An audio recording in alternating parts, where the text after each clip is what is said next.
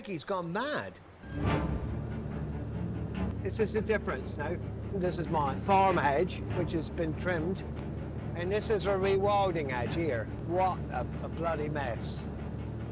Every year he comes to see me and says, would you like your hedgerows cut, Derek? And every year I say, fuck off.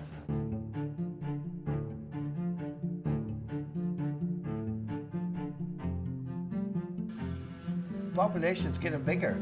It's not getting smaller. And everybody's going to be happy if they've got full bellies. Oh, this is good maize. Look at this. And that's up to my head. This is my land, and I'm going to heal it to create life. What Derek's doing is such a mess.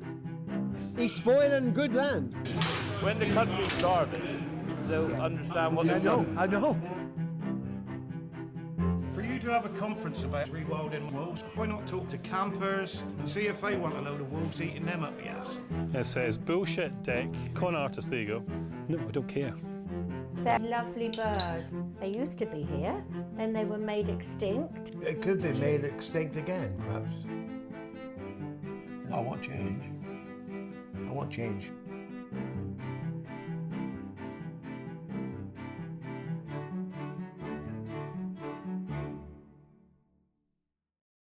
Let's start from the beginning. The first question is for the director.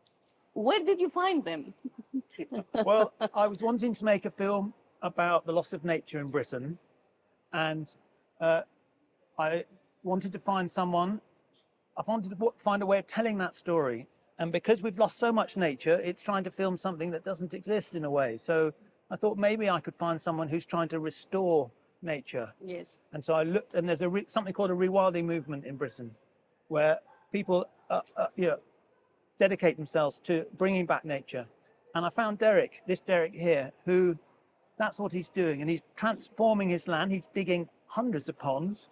He's also breeding nearly extinct species that we've lost in Britain. And I thought this combination was really great. And also he is very talkative, very loud, and he was doing things which are very unusual. He had wild boar on his land, turfing up the fields. He had beavers in an enclosure and breeding them, and storks, beautiful storks. We don't have any storks in Britain, white storks and black storks. We used to have them. All these things we used to have, and that we've lost them. Mm. So he's doing something really different from most people. So I thought he'd be, so I started filming with him. He said, yes, I don't mind you filming. And I thought it could be a long project, maybe 10 years. Oh. Because it takes time for nature to come back. Of course. But then I met his other neighbor, a man who lived next door to him, this Derek. They're both called Derek, and he didn't agree with anything that Derek was doing. His project in life is to grow food. He's brought up, he's third generation farmer. He's grown his farm from 50 acres to 400 now. And he's dedicated to this project, which is to grow food for the nation. And he really believed that. And he looked over his hedge and he was appalled by what was going on. He thought there was a good productive farm and the other Derek was destroying it. Mm. So, and what I liked about them is that they didn't hate each other. Mm. There's lots of, sometimes when they're very difficult subjects in Britain, and there's quite a nasty, toxic debate. Yes. But these two men were not angry in the same way. They had what we call a banter. They talked, they tussled, but they disagreed. And it was interesting, and they sort of liked each other as well, respected each other. Yeah. But but all the same, they disagreed. And over a period of about 3 years, I filmed with them. 3 years, eh? Yeah. Well, and so there were all these difficulties. Hedges, the wild boar escaped, and he had to shoot a couple. Yes. And then the beavers, then they escaped as well, and they went all over the place. So they expanded. Yes, like they do. I saw them up. And of course, there's the hedge crisis, which, well, not a crisis, but it's more that one cuts the hedge, one doesn't. And that's a big thing in Britain, hedges. It's an important part of our landscape. There's the only place where you find wildlife. Yes. As well. So it's amazing that these two disagree on everything, even on beavers. How did you balance humor with serious environmental problems? Well, I believe strongly that if you can entertain someone and make someone laugh, they'll listen to the story you're telling them, and the story is really about what's happened to Britain since the Second World War with agriculture. Yes. But it's also about farming, very much about how farmers in Britain were told this is your job to produce food, and what happened was that they did a brilliant job, Yes. and that's what they've done. But it's in the process, with all the chemicals that have been put on the land, they've destroyed nature. Yes, Really, of course. and so that was the story I wanted to tell. But it's a dry story, that's not very fun. Doesn't make people laugh. But because these two men are quite funny and entertaining, and what I would call good characters in a film, Yes. that you're drawn to them, that you listen to them, you like being with them. That is what audiences like, and that's what I like as well. I've always made films like that. So I love that both of them are strong characters and they believe in their cause. This is what I love. And because they're so strong characters, this is why the conflict and the humor and everything. And I love the part that your wife is like, I like what he's doing. Yes. I love my husband. I love that part. I love it. I really want to ask, of all this conflict, was any contrast intentional? any what? Sorry, Any contrast intentional? contrast? Yes, between them. And you need to, No. Not No. really. No. There was no. No. They're not like that. They don't physically fight. They just argue, and then even when they argue, it's sort of it's a funny argument rather Yes. than as we see it in the documentary. yes. Yes. Very much. So you told me about how many years. What was the most surprising moment during filming? Did you have any moment that surprised you? Yes, I would agree. I think the most shocking thing was when Derek said, I'm going to show him the new adders, my new snake that I've got. Yes. And he said, because I said, why? Because he said, oh, Derek's probably never seen an adder. And this is true. He'd never actually seen an adder. So he Really? drove Yes. up to the farm. Yeah. And Derek ran out the door without any clothes on. At the time, I was getting changed or something. You were having a shower, weren't you, or something? Yeah, right. Yeah. And then I said, did somebody mention steaks? It's a joke. Yeah. And So How that do you feel? How do you feel when you saw it? yeah, I thought it was a bit of fun. Yeah. And He bring it to your house. It was so funny, so funny. Yeah, that was a big surprise. Yes, of course. So, when did you realize that this conflict between them is gonna be a documentary? Oh, well, as soon as when I met Derek, Oh, really? because I was filming with the other Derek who was rewilding his farm. Yes. But when I met this Derek, I thought this is the film, and it will allow me to explore these issues that I think are important. And I wouldn't have to film for 10 years. I could film in much shorter time, and it could be about people, and it would be a much richer Yes. film, and also it'd be funny, which For I a like. bigger audience. Yeah, I like funny films, and because that's in Britain we have something called an evening comedy, which is in the 1950s, and it was all about slightly eccentric British characters, and they often have arguing, and they were slightly madcap, Yes. and this is what they reminded me of. Yes, of course. In the film, shows two completely different visions of farming. Do you want the audience to take sides or simply to think about the issue? And I want them to think about the issue, and also, point is we need food, we need farming, but we need nature back as well, and so there must be a way in which this can happen, or otherwise we're heading for disaster. Yes. So I think some people will take sides, won't they? Yes. Obviously, they Yes, will. yes, They yes, will. yes, yes. and what did you, because I think the thing about farmers, there's a myth in Britain that they're rich They're not. and they're sort of lazy, and this is not true at all. And so I thought I wanted to really show how hard Derek and his family work, but also that they work long days, and that's not understood. And also there's a subsidy system which is not working in Britain, so they are struggling, a lot of farmers. Yes, in Greece too. It's the same thing in Greece. People think that farmers are lazy, they have a lot of money, and it's quite the opposite. They work all day, the money is not enough. Yes, it's the same thing in Greece also. So, about this same issue, through the rivalry, the film raises bigger questions about food production and nature. What message do you want viewers to reflect on? Oh, blimey. Well, the main thing I want them to think about is how can we we need farming, but we desperately need nature to be restored. Yes. And I haven't got the answers to that, if I'm honest. It's very difficult, but boy, do we need to address that. Yes. And we need to find ways to make it happen. It has to happen. Otherwise, people forget, as Rachel Carson said in 1963, the year after I was born, she said, mankind is at war with nature, but really that means we're at war with ourselves and we will suffer. It's change. Yeah, well, we are killing Yes. ourselves when we kill nature, and that's not understood in our country anyway. Exactly, yes. I think that the new generation understand that now, that they believe that we are part of the nature and not on the top of the nature. So I think that something is changing with the new generation. Do you believe that? I hope so. Yes.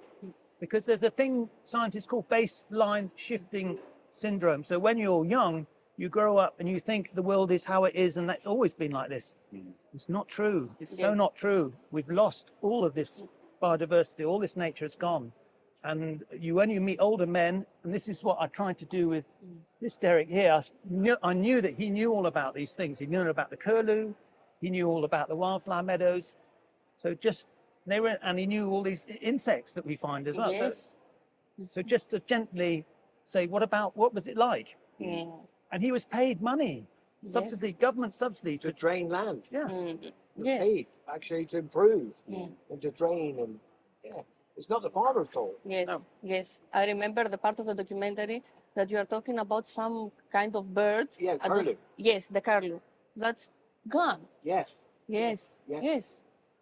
But the intention wasn't to wipe out the curlew. course not. But they're byproduct. That's what happens when you do this. Of course. And in a way, Derek says it in the film, we did all this without thinking, Yeah. and it's Of true. course, it's true. It's true. Yes. It's very true. So, how important is the idea of rewilding that you mentioned in the documentary in the story? Do you think it's a realistic solution for the future? We need some rewilding, yes. Yes. But we need also, there's other, there may be, I think it's important to farm without so many pesticides, Yes. so many herbicides that they need to, because they are the source of so much of the destruction of nature. I mean, Derek, tell us how much nature has been lost. Well, I mean, you look at things like some of these chemicals, and they come in combinations that nobody really understands. And you know that things like, glyphosate is an endocrine disruptor. It can render you sterile. There are carcinogenic implications, and yet we still continue to use these things. It's a system of food production which is not only bad for nature, bad for the land. We are the end consumers. We're the ones that eat this crap. And the big problem in agriculture is not people like Derek. I mean, he'll speak for himself in a minute. It's the big agri-businesses that have the ear of government and who do things that are truly despicable. They're the guys that are going to see your agricultural ministers to campaign for more pesticides to be in your drinking water. They don't care about you. They don't care about your baby. They don't care about your children.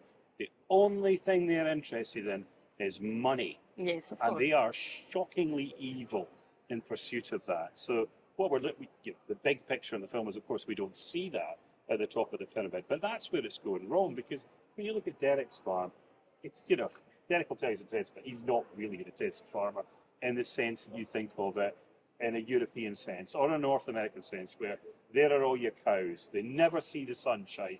They never stand in a pond. They don't eat grass. They don't eat flowers. They can't scratch them, their flanks on a tree, because there they are for the duration of their short lives Yes. in a shed, and that's it.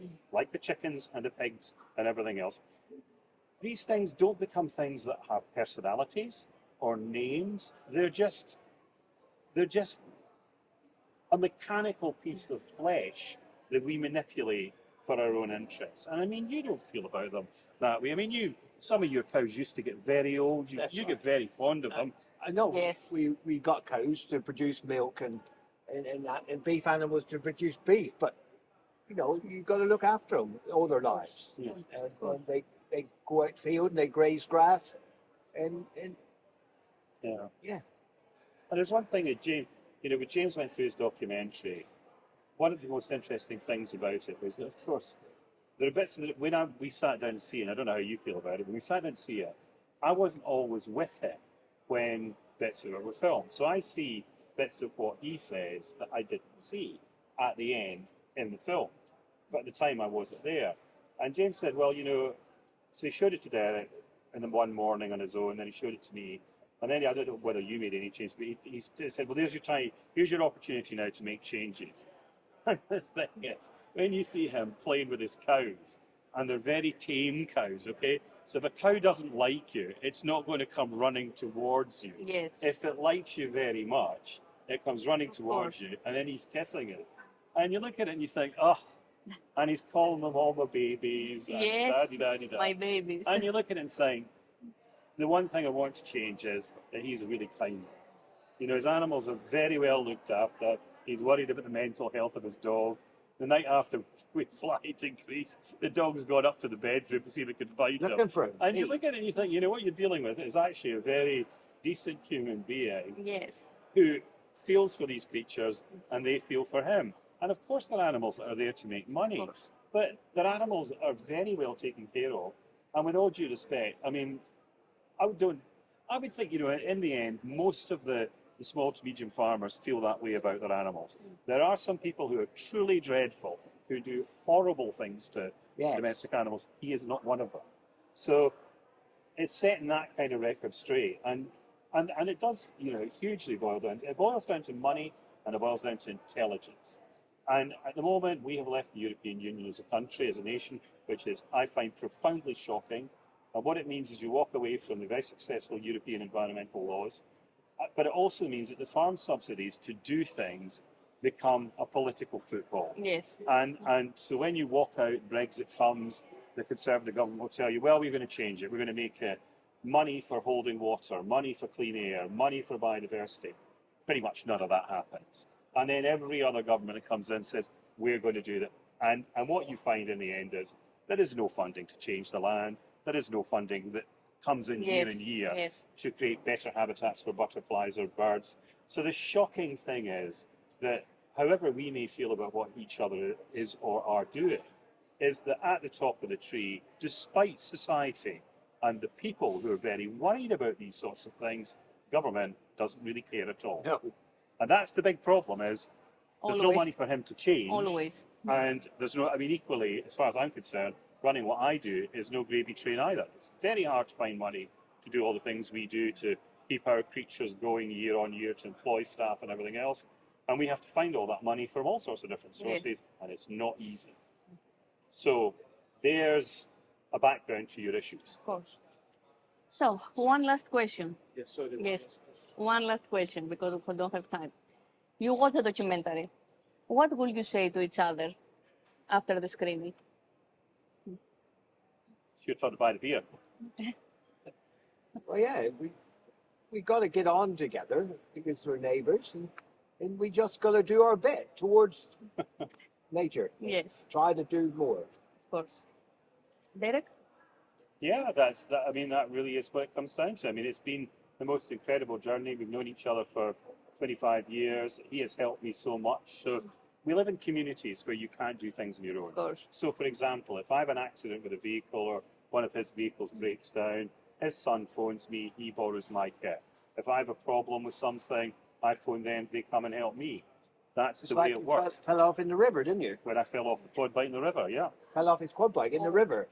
No, He rang me. Help him. Of course. You help him. Then what happened? I came and pulled him out, and Yeah, he hurt his leg a bit, but I was. luckily the bike started right Yeah. up. My God. But I can't, the bike's upside down the river. You can't push it over on your own. No. You need them to come help you. Thank you. Thank you. Thank you.